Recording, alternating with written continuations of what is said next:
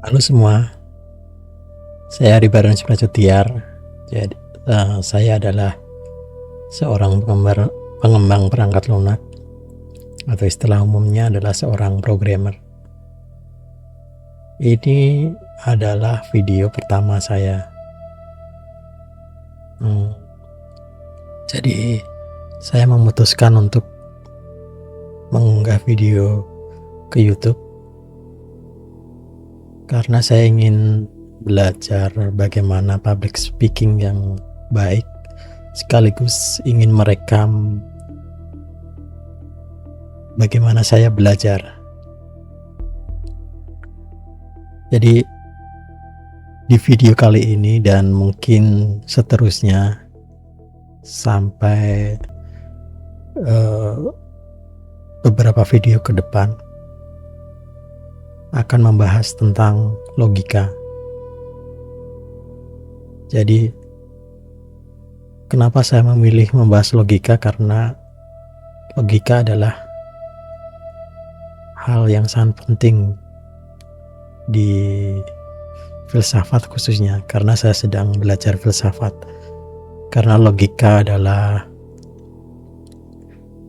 matematika dari filsafat, sedangkan metafisika adalah fisikanya filsafat, dan epistemologi adalah kimianya filsafat. Jadi saya memutuskan untuk belajar fondasi filsafat, khususnya filsafat analitik ya. Jadi ini channel saya ini untuk semua kalangan, siapapun boleh berdiskusi dengan saya. Dan untuk video kali ini sebenarnya adalah pengenalan, dan saya mencoba bagaimana melatih diri saya untuk public speaking. Baik, kenapa video ini membahas logika? Oke, jadi kenapa membahas logika? Karena sudah saya jelaskan tadi ya, tapi alasan utama adalah saya ingin mempelajari sistem logika lebih dalam.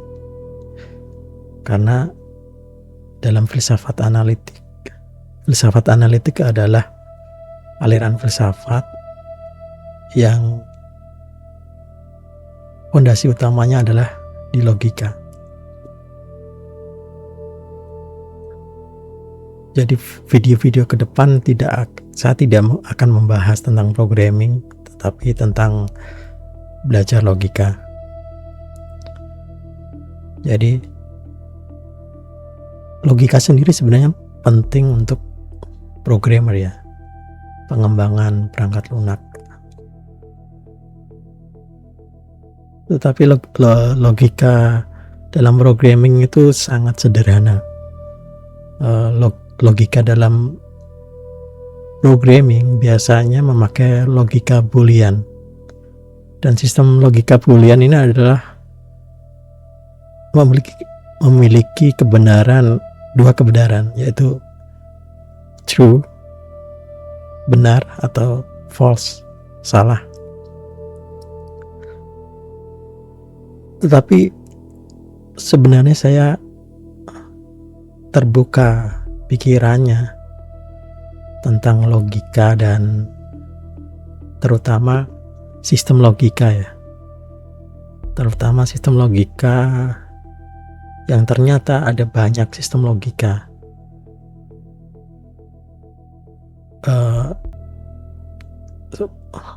Orang-orang menyebutnya adalah dengan pluralisme logika.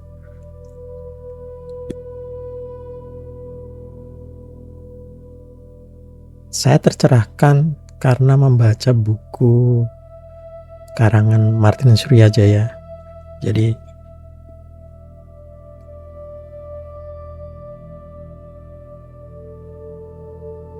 ini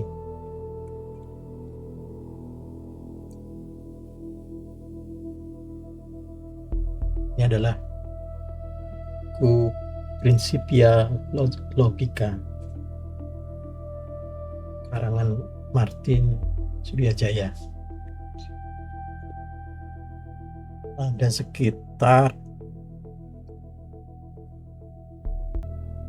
600 atau 700 halaman. Jadi buku ini adalah buku yang mencerahkan saya. Buku yang mencerahkan saya memandang logika. Ternyata ada banyak sistem logika. Sebagai contohnya adalah logika paradoks. Ternyata ada logika yang kebenarannya bukan hanya benar dan salah, tetapi ada rentang dari 0 ke 1. Jadi rentangnya seperti kontinu, tidak titik-titik, diskrit. Jadi di buku ini saya menyelesaikan buku ini dalam waktu 1 bulan kalau nggak salah. Di buku ini ada juga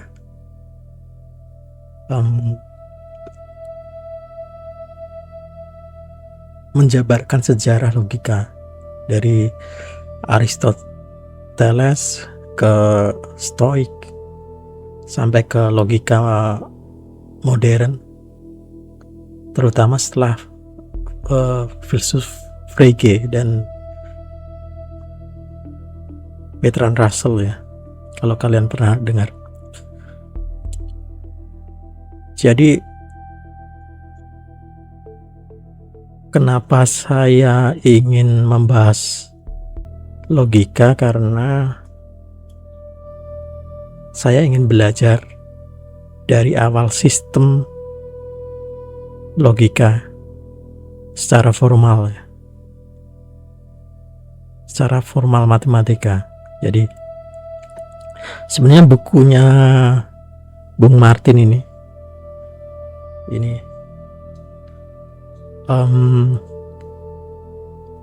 dibahas secara filosofis. Jadi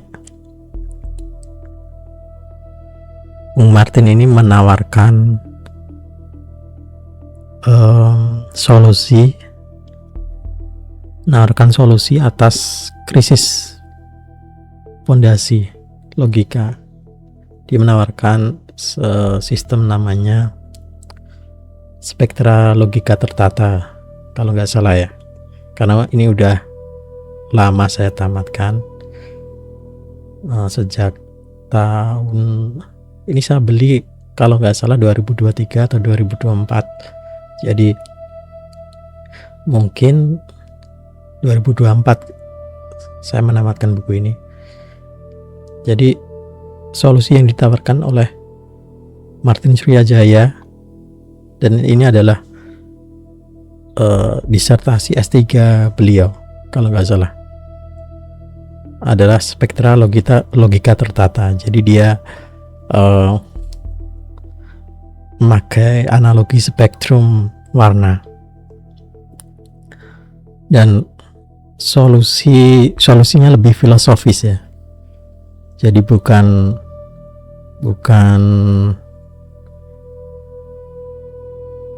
sebenarnya logika sendiri dalam filsafat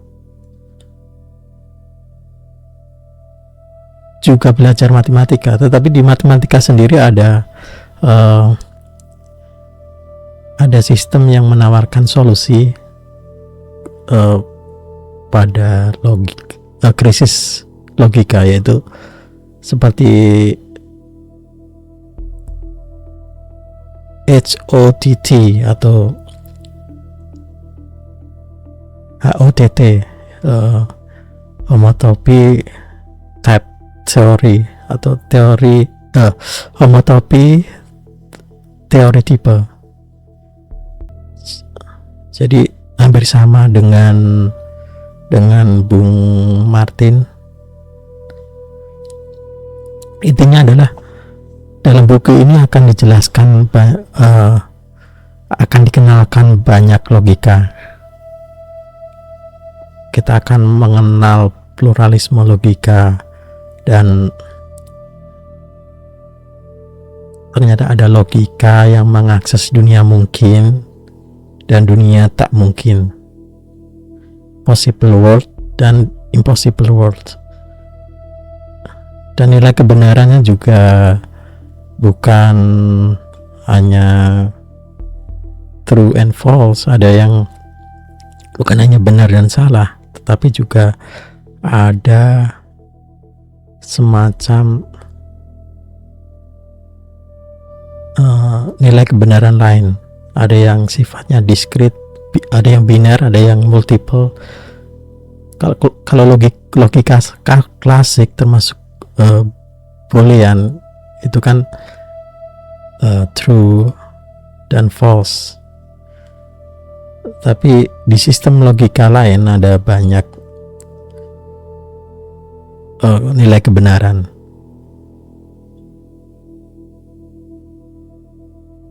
Oke. Jadi kembali lagi ke tadi ya.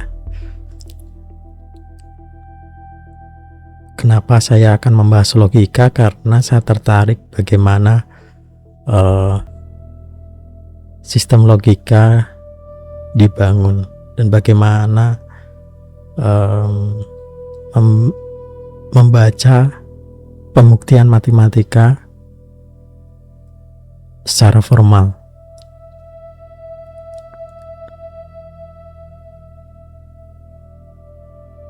Jadi setelah saya membaca buku Principia Logica dari Bung Martin ini, saya mencari bagaimana cara belajar lebih dalam lagi. Sebenarnya di sini ada kisi-kisi ya. Sebenarnya banyak kisi-kisi pengenalan logika, dari sejarah logika dan lain-lain.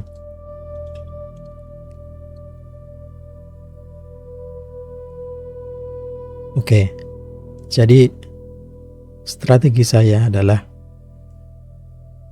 belajar logika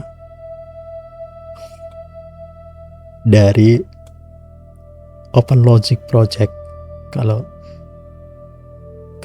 ada yang belum tahu. Jadi di sini kita lihat, ini adalah website Open Logic Project. Jadi kalian yang menonton video saya ini bisa mengunduh bukunya di sini. Oke.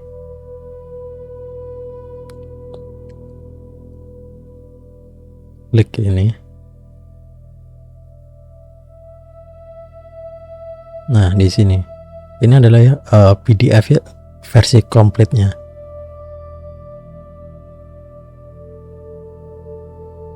Nah, sebenarnya ini adalah kompilasi, dan di dalamnya ada berbagai jenis ya. Pertama adalah belajar tentang teori himpunan, teori logika, dan computation. Jadi ini masuk logika klasik ya. First order logic, including both sequential calculus and natural deduction. Ini ada kalkulasinya juga, tapi ini masuk logika klasik. Ini ada incompleteness and computability. Teks. Oh, ini yang ada membahas sistem ketidaklengkapan Gödel, teorem ketidaklengkapan Gödel ya.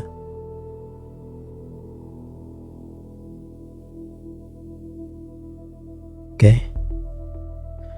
Jadi nanti kita akan membahas mengenai logika. Jadi sebelum sebelum membahas ini, saya akan membaca bentar.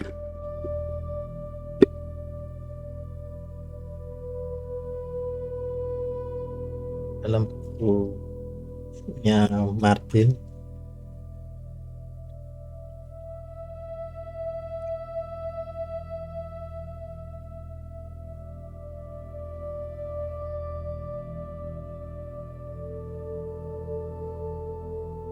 saya bacakan.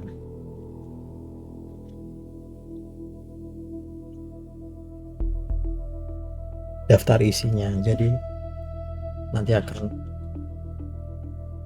bisa tahu sekilas tentang apa sih sebenarnya yang dipelajari dalam bukunya Bung Martin ini.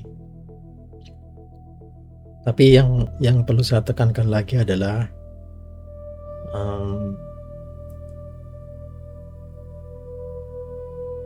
saya mengajak kalian untuk belajar logika dari awal, dan saya akan melakukan apa yang namanya vibe learning. Jadi kita belajar logika dengan AI, membaca buku dengan AI tepatnya. Jadi saya pinjam dari istilah vibe coding. Jika vibe coding itu membahas istilah vibe coding sebenarnya dicetuskan oleh Andrew Karpathy ya, yang periset AI yang saya kenal sejak awal tahun 2015-an, yang mengenalkan istilah software 2.0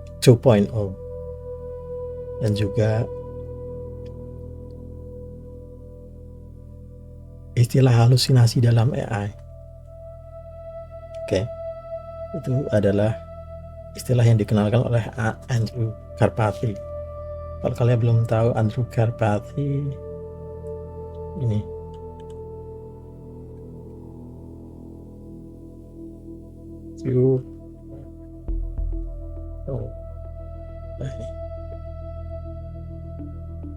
bisa ditonton di YouTube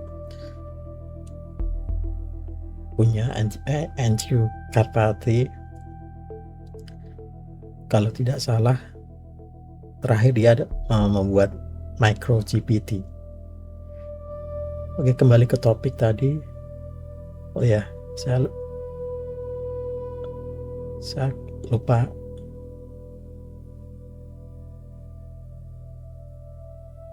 Oh, wait. Ini yang belum tahu ya. Nih Andrew Karpathy di YouTube beliau.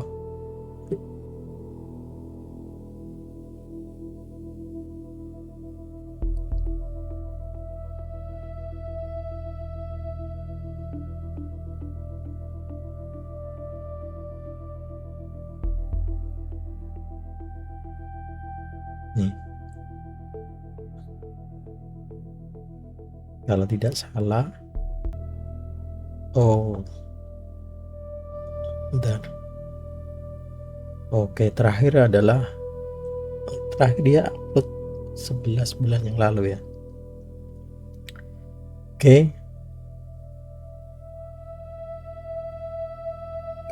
coba kita lihat.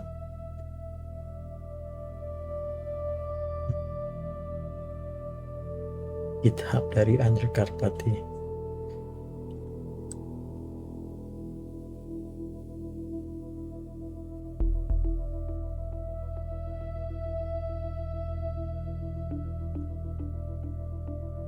Oke, ini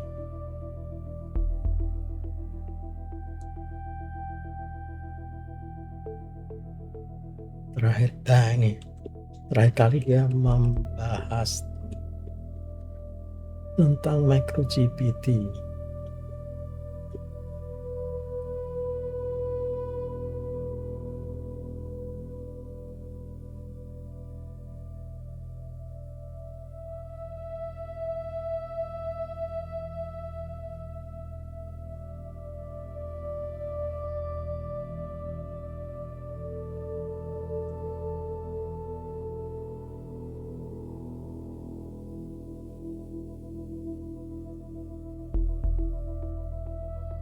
Oke.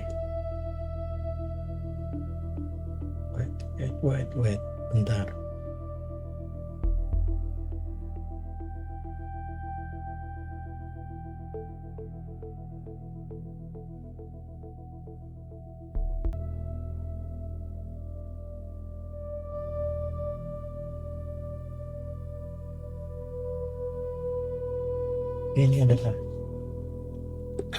Ini sebenarnya sudah keluar topik ya, topik awal kita.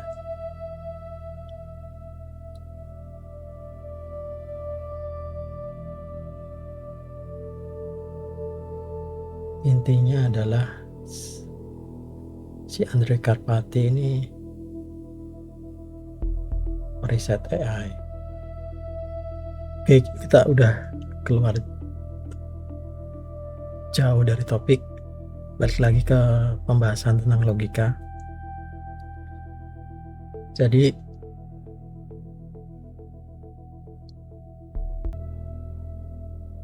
di video kali ini saya akan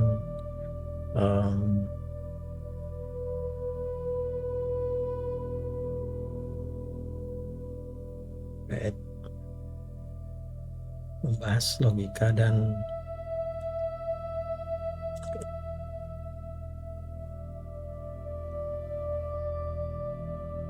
maaf ya teman-teman, ini adalah video uncut version, jadi saya biarkan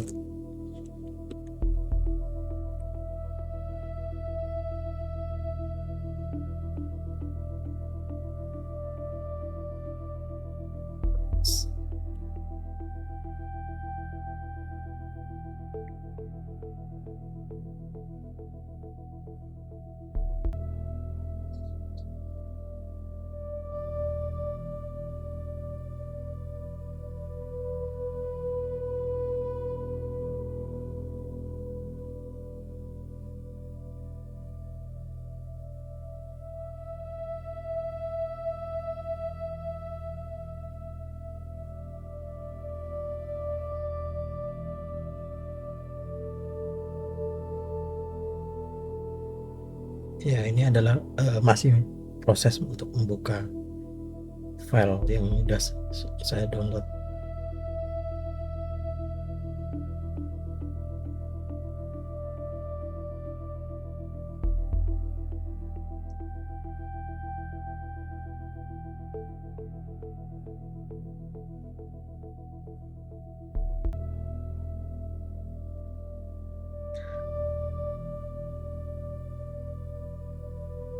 Ya. Jadi file yang tadi kita tutup dulu, Andrej Karpathy. Jadi soalnya keluar konteks pembahasan OOT. Oke.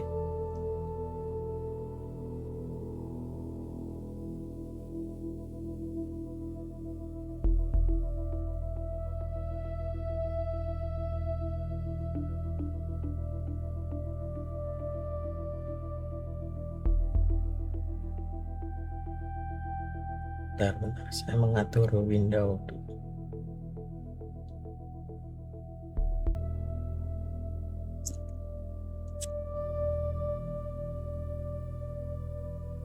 Oke, jadi begini tampilannya.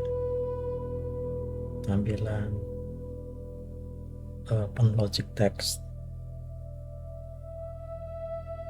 Kita bahas daftar isi dari open logic tadi ya. Jadi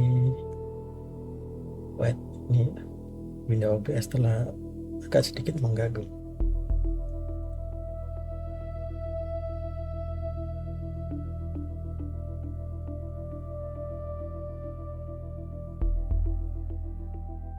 Oke.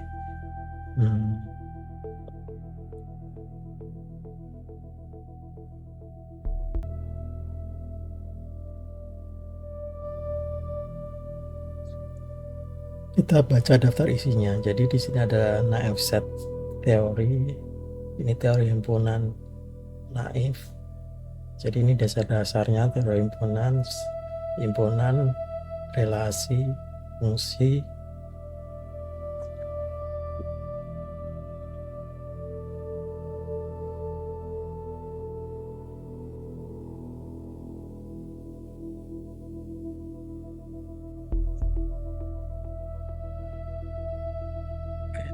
Saya close dulu, ini OBS agak mengganggu nih softwarenya.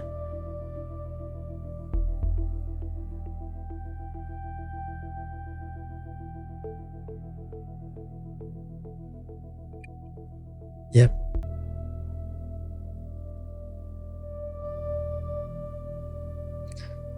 Kembali lagi. Kita baca. Di sini ada size of sets, arithmetization, himpunan tak hingga, ada Hotel Hilbert, ada logika proporsional, sintaksis dan semantics.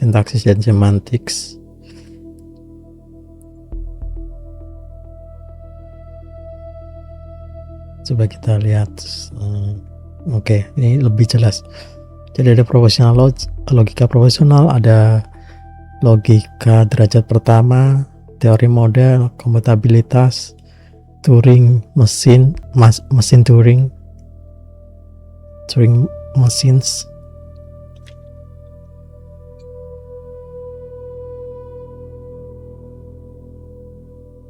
ada ketidaklengkapan, ini mungkin Gödel. Ada logika derajat kedua, ada kalkulus lambda, ada logika dengan nilai kebenaran banyak, nih many valued logic, ada logika modal, ada terapan logika modal, logika instituistik, kontrafaktual. Ini balik lagi teori himpunan tapi lebih dalam, metode,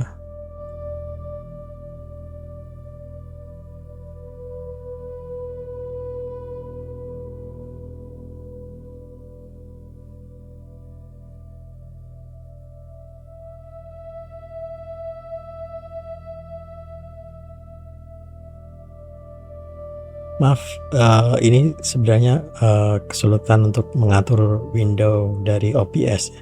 Jadi oke, balik lagi ada metode dan sejarah. Oke, nanti kita akan pelajari satu persatu. Ini total halamannya ada sekitar 1000-an ya. Oke, jadi kalian yang belum mengunduh berkasnya silakan unduh, ada di sini. Dan kembali lagi saya menegaskan, nanti kita akan belajar secara vibe learning. Apa artinya vibe learning? Jadi vibe learning itu saya meminjam dari istilahnya si Andrew Karpathy tadi ya, vibe coding. Kalau vibe coding dia kita memproduksi kode hanya dengan prompting, dan agen AI, agen kecerdasan buatan dengan otomatis membuat aplikasi kita, menata berkas-berkasnya dan lain-lain.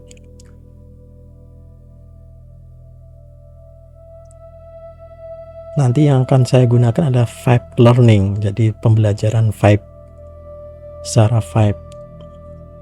Jadi semua persamaan matematika, semua simbol formal di sini.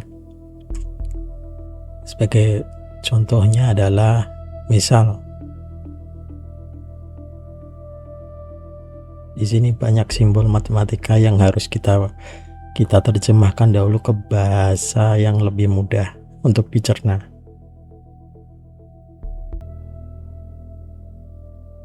Oke. Jadi kembali lagi ke buku ini.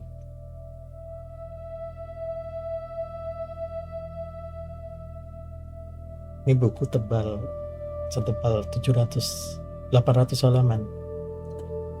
Saya bacakan daftar isinya.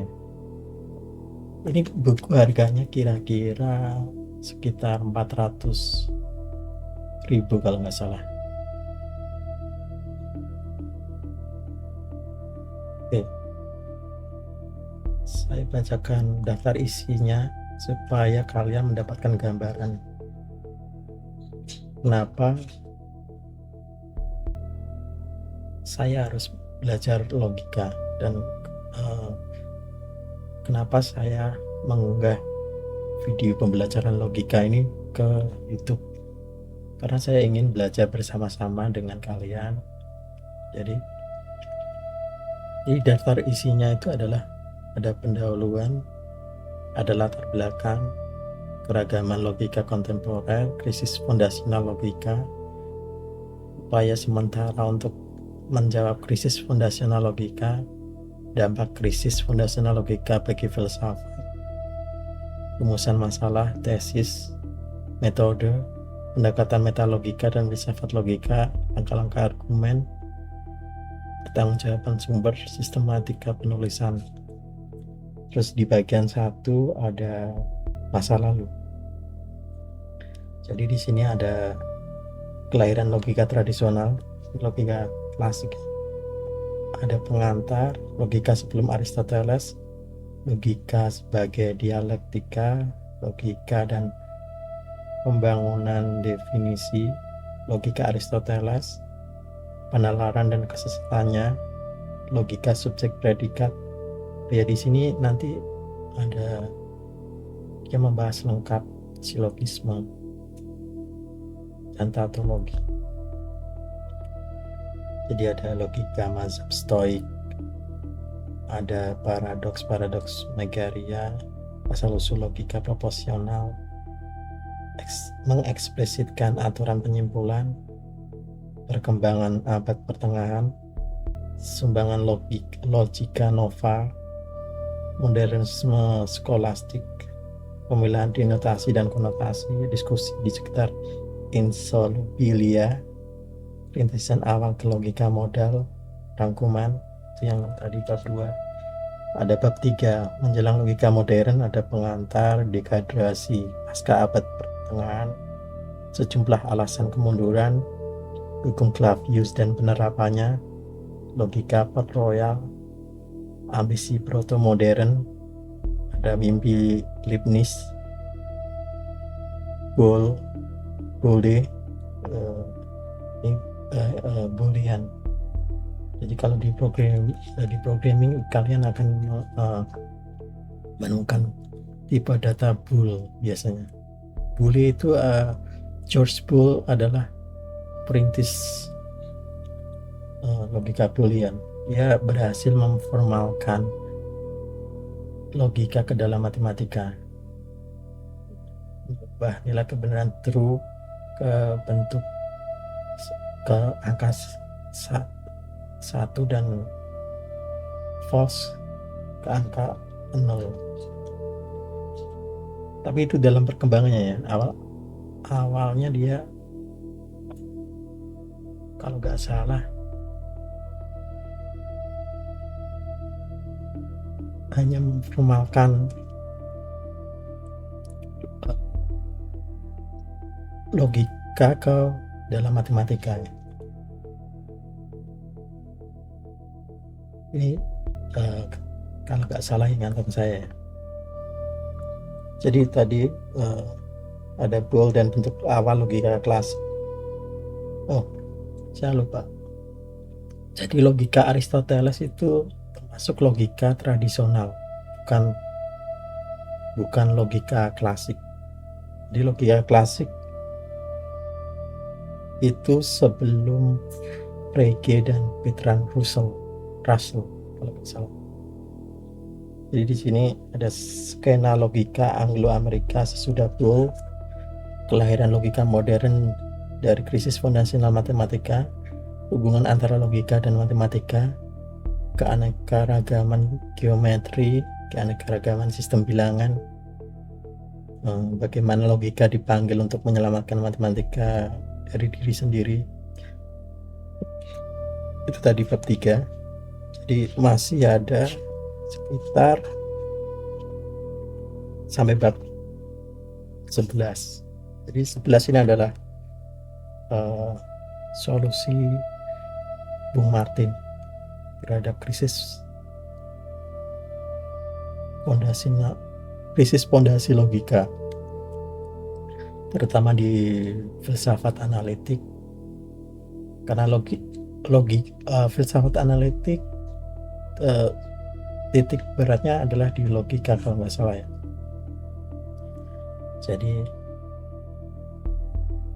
di filsafat ada 2 aliran, jadi filsafat analitik dan filsafat kontinental. Itu kalau saya nggak salah ya, karena saya sebenarnya belum belajar secara penuh filsafat. Jadi kembali lagi di bab 4. Di bab 4 kita akan ini masuk ke kebinekaan logika modern yang saya sebut pluralisme logika tadi. Ada pengantar, corak logika modern, posisi sebagai fungsi, 3 orientasi kajian logika, pengertian pokok logika modern, dalamnya ada sintaksis dan semantik logika, metalogika dan filsafat logika, definisi kerja tentang logika, ragam logika modern. Di dalamnya ada logika klasik, perluasan logika klasik, dan sempalan logika klasik. Nah, jadi ini sebenarnya banyak banget yang harus dibaca, tapi intinya di sini diajarkan membuka wawasan tentang kebinekaan logika dan krisis yang terjadi di dalam filsafat logika.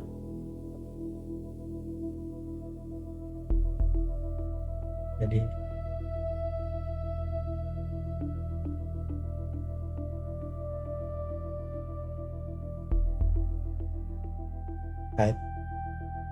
konten saya ke depan, saya akan membahas belajar project logika terbuka. Kalian bisa membaca secara online di sini atau mengunduhnya, dan kita nanti akan belajar bersama-sama, dan akan saya rekam di channel ini. Intinya adalah saya akan mengisi channel Libaranus Pracotiar, channel pribadi saya ini, untuk membahas tentang filsafat, bukan tentang programming ya. Walaupun saya juga ingin menyempilkan beberapa konten tentang programming.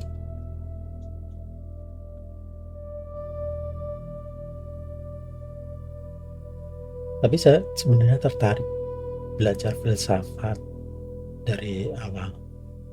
Jadi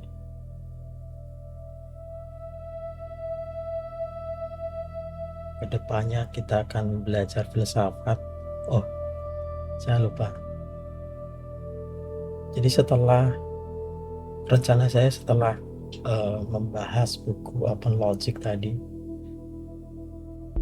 Open Logic ini dari awal,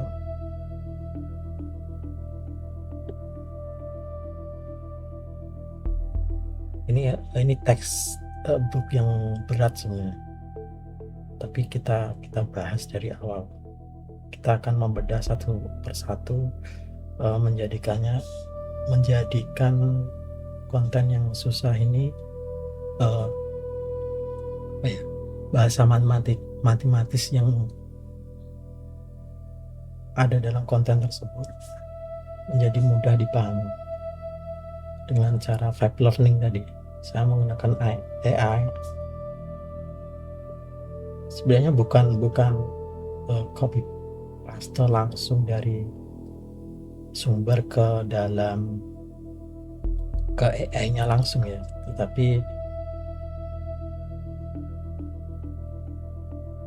AI sebagai asisten.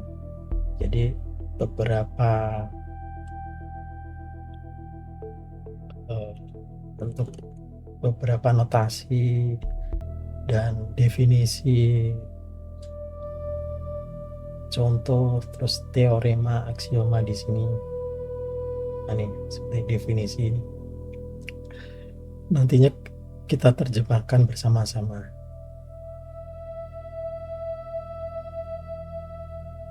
Ke dalam bahasa bayi kalau perlu. Jadi ini adalah konten pertama saya, dan kedepannya saya akan membahas logika, lalu kemudian akan membahas belajar Lean. Jadi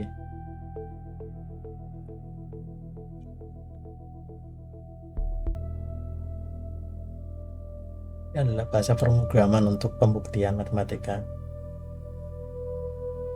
Ini adalah bahasa yang digunakan oleh Terence Tao.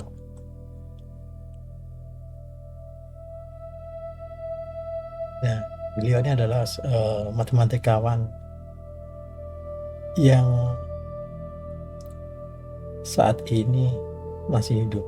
Jadi ini orang masih hidup, dan ini matematikawan yang mengendorse pembuktian otomatis di matematika.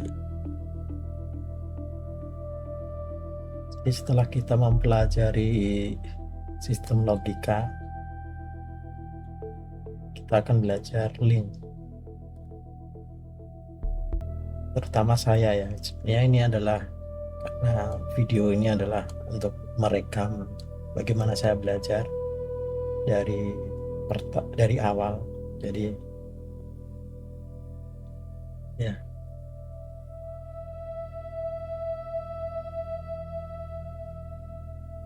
oke, kita jadi penutupnya adalah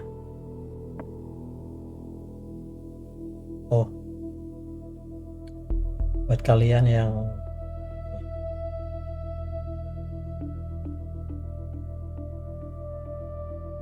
ini, silakan follow akun saya di X atau di GitHub.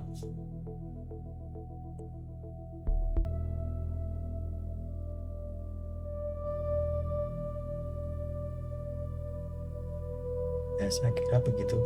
Terima kasih.